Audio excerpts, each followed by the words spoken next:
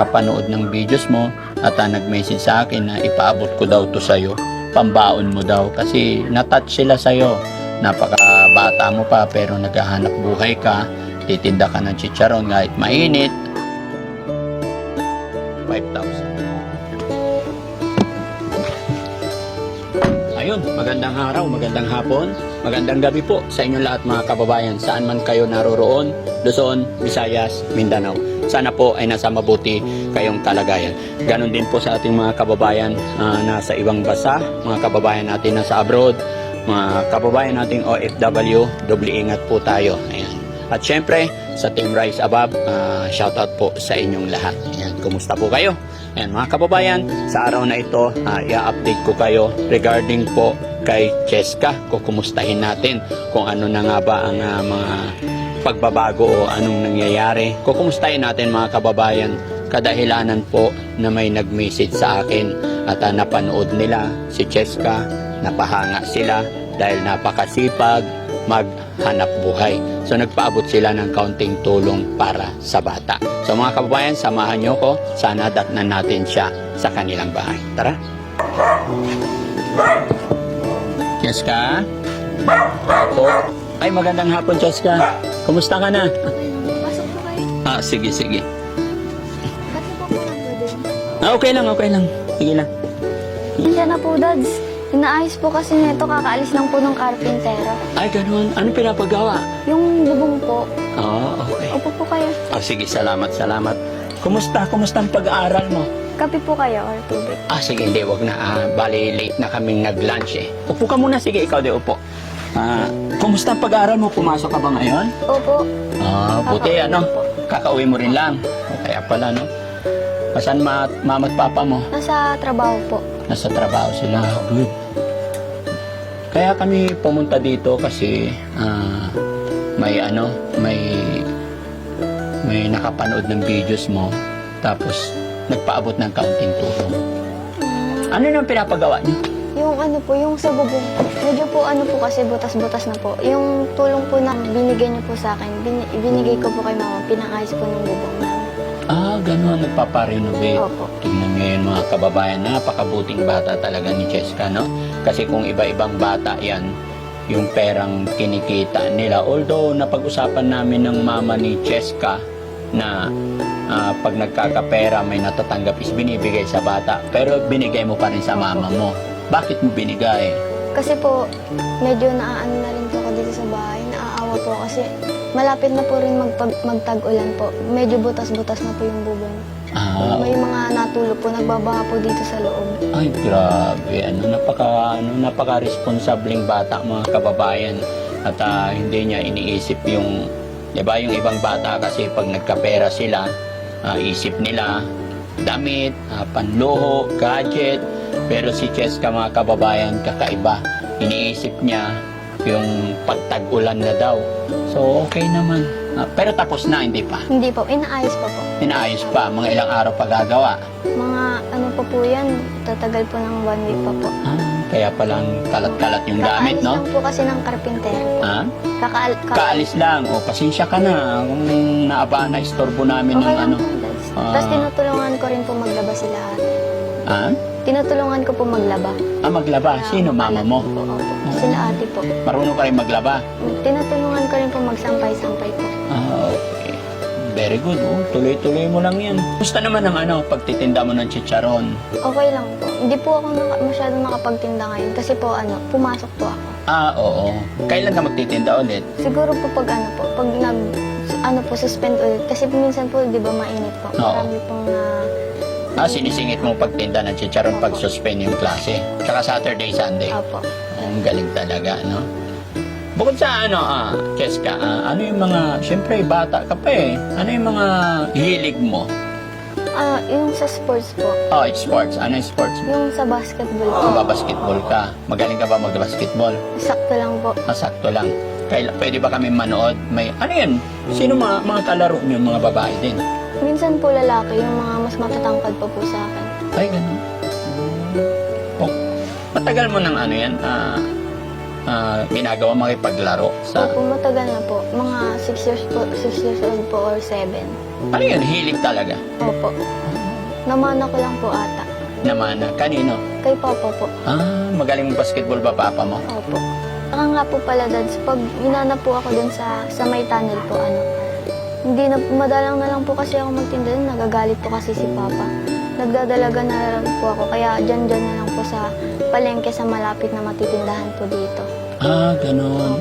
Tama yun. Medyo iwas ka na dun sa mga liblib na lugar kasi tama yung sinabi ng papa mo na yun. Kasi para sa ano mo rin yun, kasi alam mo naman ang panahon ngayon, doon ka na lang magtinda sa mga matao. Tsaka medyo mainit din po doon, delikado po.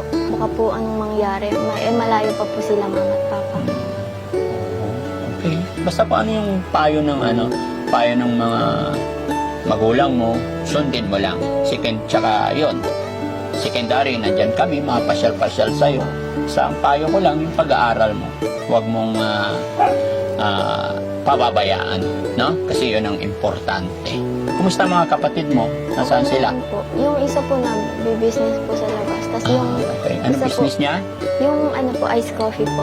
Ang galing. Talagang no? Kayong magkakapatid, kanya-kanyang isip kung paano maghanap ng pagkakakitaan. Tapos yung isa pong yung panganay po, magtatrabaho po ata mamaya. Okay. Ano trabaho naman niya? Ano po yun sa Mitsuba po ata. Buti yung sisipag ninyo magkakapatid. By the way, ang reason kung bakit ka namin binalikan dito, pinuntahan, ayun, update yung mga kababayan natin na sumusuporta sa'yo at may nagpaabot ng kaunting tulong, pambaon mo daw sa school. Ayan, teka lang kunin ko ha. Ganyan ba lagi ginagawa mo, Cheska, pagkagaling sa school, maglinis ng bahay? Opo, kasi po minsan po wala si mama para po pagdating niya, malinis po ng bahay. Oo. Para po hindi siya mai-stress sa sila po, para po hindi na sila yung gagawa. Oo, ang galing naman. Napakabait na bata mga kababayan. Pagkagaling niya sa school, ayun, maglilinis ng bahay. Ayun nga sa kanya mga kababayan is kaya ganito kagulo dahil nagre-renovate nga po. Kaalis lang ng karpentero. Ayan. Sige, mabuti marunong ka sa mga gawaing bahay, no? Opo, sinasanay na rin po kasi kami nila mama po. Ever since tinuturuan talaga kayo. Opo. Yung mga ibang bata pagkagaling sa school, laro ang ginagawa eh.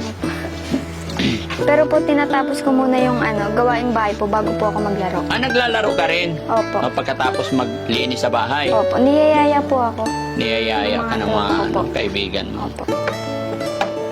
Sige, tapusin mo muna yan bago tayo magkwentuhan. Sige.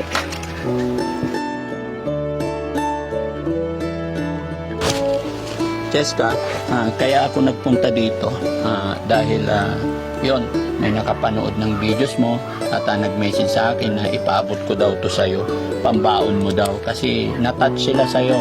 Napakabata mo pa pero naghahanap buhay ka, titinda ka ng chicharon kahit mainit. So, may pinapabigay sa'yo pero mga kababayan, ang kababayan natin nagpaabot ng tulong nasa abroad at hindi na po siya nagpabanggit ng pangalan. Kaya kabayan, maraming salamat po sa pinaabot mong tulong para kay Cheska.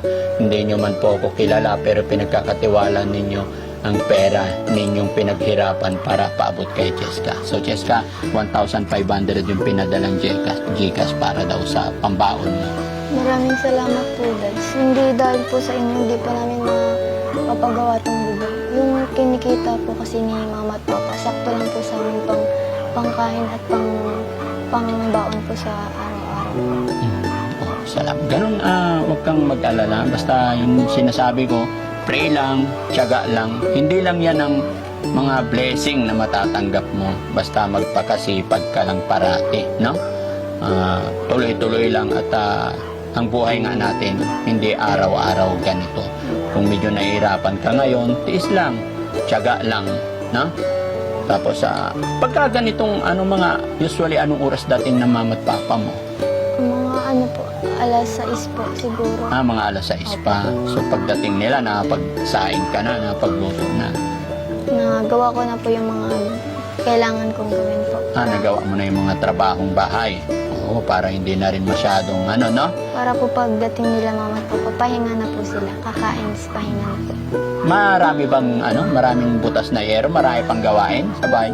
Marami pa po yun. Tapos dito po, marami pa rin po yung tatapusin. Bali, unti-unti matatapos din yan, no? Tsaka ito, meron din ibibigay si Daddy Frankie sa iyo, ha? Na sana, ayun, makatulong to sa iyo.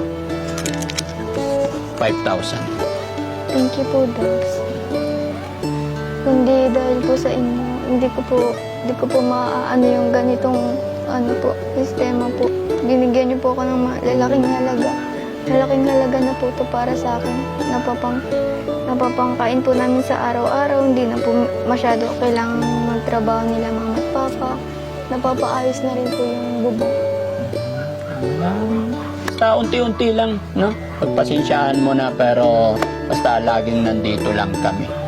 Kumusta naman ang lolo't lola mo? Si Lolo po, okay lang po. Pinapasyalan ko naman po siya doon pag Friday, pag galing ko pong school, tapos pag uwi po ako doon para po bisitahin siya kasi minsan ko na lang po siya makakasama. Lola mo? Si Lola po wala na eh. Siguro hanggang miss ko na lang po siya. Ay, wala ka ng lola. Tsaka kaya po sila mama tsaka sila Lola po, lahat ng mga importante po sa buhay ko, sinusulit ko na po, gumagawa na po ako ng mga memorya. Bakit? Kasi po, mali mo, ganun. Kaya nagdadasal po ako palagi para po mas mahabang mas mahabang pagsasama pa po. Tama yung sinabi mo, habang nandyan pa sila, kasi lahat tayo hindi natin alam, no? Ang lalim naman ng ang lalim ng isip mo, no? Advance, ibig ko sabihin advance. Yung sabi niya mga kababayan habang nandyan pa sila, sinusulit na niya yung moment, pinapasyalan daw niya yung lolo niya. Which is true naman, kasi hindi natin alam yung buhay natin, no? Close din ba kayo ng lolo't lola mo? Opo, close po kami. Gaano kayo ka-close ng lola mo? Siguro po, si Lola po, sobrang close ko po ng katawanan. Kasama ko po siyang mag-joke or magluto minsan, ganun po. Ilang taon na wala ang lola mo? Ilang taon siya? Po, nasa po yun, 52. Bata pa siya. Namatay. Ano kinamatay niya? Po, yung sa diabetes po. Sa lahi na din po kasi yun. Lahi. Oo, kaya pala nakwento niyo sa akin, may diabetic din yung mama mo, no? Opo. Kaya po, iniingatan po namin. Once po na na minsan po may masamang mararamdaman si mama, kami na po yung gumagawa ng paraan para maging okay. Kami na po yung magluluto sa kanya, kami na po yung gagawa sa gawaing bahay. Si Papa po magtatrabaho na lang po, tapos yung pera pong sasahurin niya po, ibibili po ng gamot para kay mama po. Actually, alam mo kung bakit kita natanong kung bakit kung gaano kayo ka-close ng lola mo. Kasi ako, masasabi kong lumaki rin ako sa aking lolo't lola. Kaya napakasarap kasi yung banding ng lolo't lola. Pero awa ng Diyos, buhay pa naman yung lola ko. 90 plus na siya. Malakas pa kayo, Dads? Oo.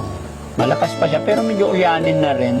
Pero, ayun, gaya ng sinabi mo, habang nandyan pa sila, talagang gawin na natin yung best natin. Kasi hindi natin alam, pag nawala na sila, hindi na natin maibabalik, hanggang alaala na lang.